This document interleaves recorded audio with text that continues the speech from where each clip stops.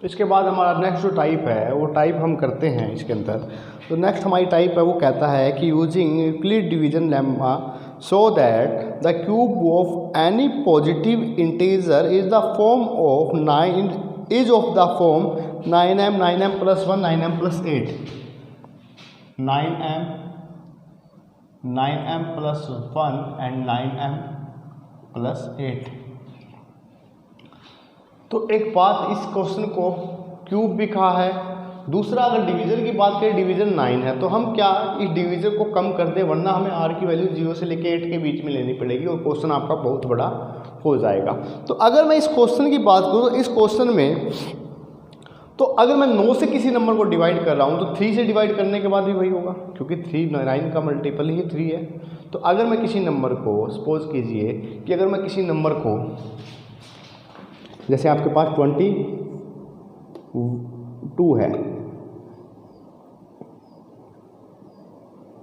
27 है, अगर मैं इसको 9 से डिवाइड कर रहा हूँ या मैं 3 से डिवाइड कर रहा हूँ, 9 से डिवाइड कर रहा हूँ या मैं 3 से डिवाइड कर रहा हूँ, तो लगभग मेरा जो आइडिया है वो सेम आ रहा है। तो इसलिए हम क्या, इसको मैं 3 से डिवाइड करूँ, डिवीज़न को मैं 3 मान सकता हूँ। इसमें डिवीज़न को अगर मैं 3 मान लेता हूँ तो मेरे पास जो फॉर्म होगी, मुझे जो फॉर्म वो करनी होगी, वो फॉर्म क्या क्या होगी मुझे ये देखना है। अगर मैं इसके अंदर इसको मैं डिवीज़न को 3 मान लेता हूँ तो आर की जो वैल्यू आएगी मेरे पास, आर की वैल्यू आएगी 3 से छोटी और 0 से बड़ी या 0 के इक्वल। तो मैं कह सकता हूँ कि मेरा जो आर होगा वो ये 0 1 एंड 2 होगा। आर जो होगा मेरा 0 1 एंड 2 होगा। तो यहाँ से अगर मैं r इक्वल टू 0 लूँ तो d क्या होगा मेरा, d होगा 3q, 3q प्लस r, तो अभी वही। अब इसका क्यूब करूँ तो क्यूब क्या होगा, क्यूब हो जाएगा 27q क्यूब।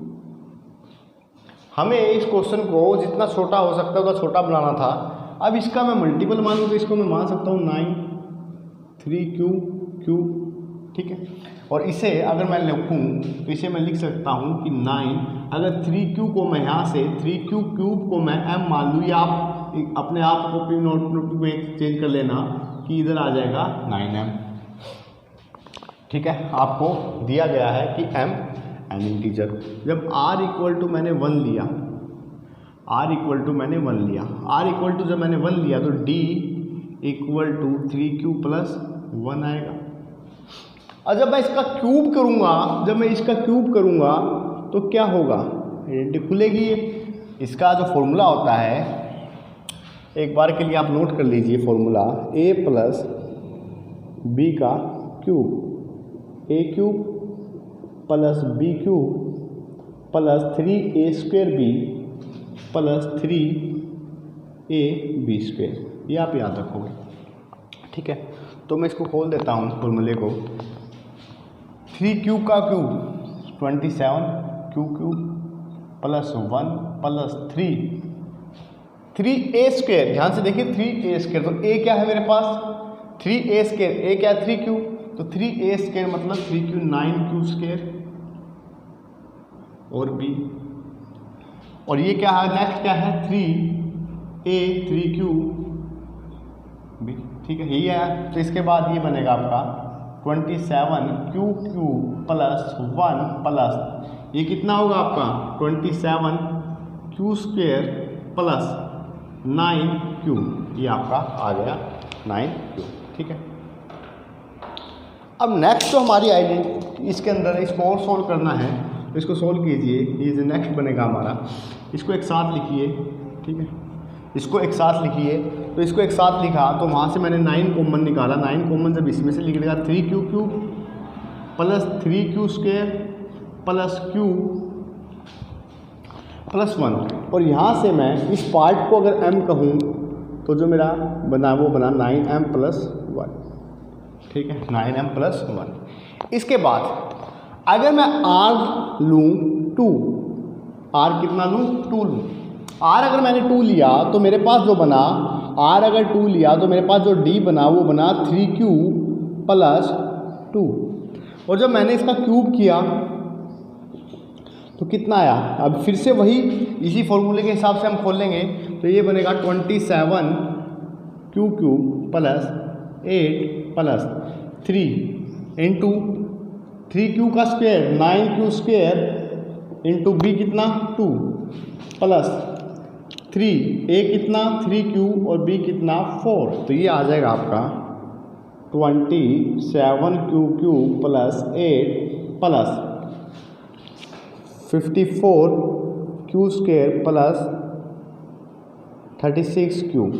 तो यहाँ से अगर मैं इसको एक साथ लिखूँ तो ये आ जाएगा 27q cube plus 54q square plus 36q plus 8। ठीक है, और यहाँ से अगर मैं इसमें से कॉमन ले लूँ तो कॉमन आएगा 9 कॉमन ले लेता हूँ, तो 9 का मल्टीपल ही बनाना है हमें, तो 9 कॉमन लिया तो ये बना 3q cube plus 6q square plus 4q plus के 8। और इस पार्ट को मैं इंटीजर ही है ये, इसमें कोई डेसिमल तो है नहीं, तो इसको मैं m कह सकता हूँ। तो ये हो गया मेरा 9m प्लस 8, 9m प्लस 8 मेरा ये हो जाएगा। तो ये था हमारा क्वेश्चन, बिल्कुल इजी वे से हमने किया है कि आप एक चीज़ नोट कीजिए कि मैंने काफ़ी क्वेश्चन करवा दिए इस टाइप के, आपको मेथड को पकड़ना है, आपको कंसेप्ट को पकड़ना है, आपका आंसर आएगा 100% आएगा। और आप किसी भी बुक को फॉलो कीजिए, RD शर्मा कीजिए, RS अग्रवाल कीजिए, NCERT कीजिए, एनी अदर बुक्स, तो आपके सभी के सभी क्वेश्चन बनेंगे। तो ये था हमारा जो यूक्लिड मेथड पे बेस्ड क्वेश्चन थे। चलिए एक दो क्वेश्चन और प्रैक्टिस कर लेते हैं ताकि आपके डाउट क्लियर हो जाए। और हमने जो प्रैक्टिस सेट दिए हैं उसको भी आप सोल्व कीजिए, उसके बाद आपका रिजल्ट 100% होगा, बिल्कुल आउटपुट 100% मिलेगी। और मैं आपको बता दूं कि वीडियो लेक्चर पढ़ने का मतलब ये नहीं है कि आप वीडियो को देखिए, आप प्रॉपर जिस तरह से क्लासरूम में पढ़ते हैं उसी तरह से आप वीडियो को फॉलो कीजिए, अपने नोट्स प्रॉपर तरीके से बनाइए और प्रैक्टिस कीजिए। जो भी आपको डाउट हो वो डाउट हमसे डिस्कस कीजिए। तो नेक्स्ट क्वेश्चन है हमारा, नेक्स्ट क्वेश्चन कहता है, नोट कीजिए कि so that one and only one out of n plus 2 n plus 4 is divisible by 3 where n is any positive integer, divisible by 3 where n is any positive integer। तो हमें जो दिया है वो क्या है, n and n plus 2 n plus 4, n plus 2 n plus 4। ठीक है, तो इसके अंदर जो हमें दिया है n प्लस 2 n प्लस 4, तो हमें क्या बताना है, हमें जो बताना है कि उनमें से सिर्फ और सिर्फ एक ही, इनमें से सिर्फ एक ही 3 का डिविजिबल होगा, इनमें से सिर्फ एक ही 3 का डिविजिबल होगा। ठीक है, देखते हैं। तो डिविजिबल 3 का होगा तो इसका मतलब जो r की वैल्यू आएगी वो r की वैल्यू आपकी आएगी 2 और 0, r की वैल्यू आएगी 2 और 0। ठीक है, तो करते हैं। r की जो हमारी वैल्यू आ रही है 2 और 0 आ रही है, सॉरी 0 से लेकर 2 तक आ रही है, 0 1 और 2। तो r की जो वैल्यू आई है हमारी 0 1 और 2, 0 1 और 2। ठीक है, तो हम केस फर्स्ट लेते हैं, इसमें केस बनाएंगे हम। केस फर्स्ट लिया हमने कि जब आपका r 0 था, केस फर्स्ट लिया हमने r जब 0 था, तो d इक्वल टू आपका बना d equal to 3q, d equal to 3q। ठीक है, या आप यहाँ पर एक काम कीजिए, आपको n दिया नंबर, मान लीजिए n equal to 3q, n equal to 3q लिया मैंने। एक केस बनाइए, तो देखिए इस केस के अंदर 3q, अगर इसी में मैं n प्लस 2 केस लूँ, जब r 0 था n प्लस 2 केस लूँ तो 3q प्लस 2 होगा, और n प्लस 4 केस लूँ तो ये बनेगा 3q प्लस 4 बनेगा। ध्यान से देखिए 3q प्लस 4 बनेगा। अब इसके अंदर ये 3 का मल्टीपल है तो इसका मतलब ये 3 से डिवाइड हो जाएगा, 3 का मल्टीपल है तो ये 3 से डिवाइड होगा। अब इसके अंदर देखा जाए तो ये 3 का मल्टीपल है, लेकिन अभी क्या छोड़ रहा है, 2 छोड़ रहा है, ये साथ में मतलब रिमाइंडर 2 छोड़ रहा है, तो ये 3 से डिवाइड नहीं होगा। इसमें भी देखा जाए, अगर मैं इसको सही भी करूँ, थोड़ा सा और करूँ, तो 3 प्लस 3 प्लस 1, ठीक है। तो यहाँ से 3 कॉमन लेता हूँ, क्यू प्लस 1 प्लस 1, ठीक है। ये पार्ट तो डिवाइड होगा, लेकिन ये बच गया, ये भी एक किस्म से रिमाइंडर है आपके लिए, रिमाइंडर है, तो इसका मतलब ये भी आपका डिवाइड नहीं होगा। भाई ये 3 का मल्टीपल है, 3 प्लस 2 है, तो इसका मतलब इसके अंदर रिमाइंडर क्या है, 2 है, 2 बच रहा है, पूरा डिविजिबल नहीं है, और ये भी पूरा डिविजिबल नहीं है, इसमें भी 1 आपका बच रहा है, क्योंकि 4 था उसको मैं तोड़ ली।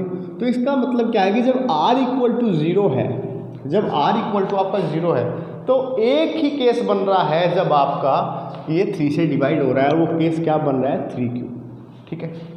सेकंड लेते हैं।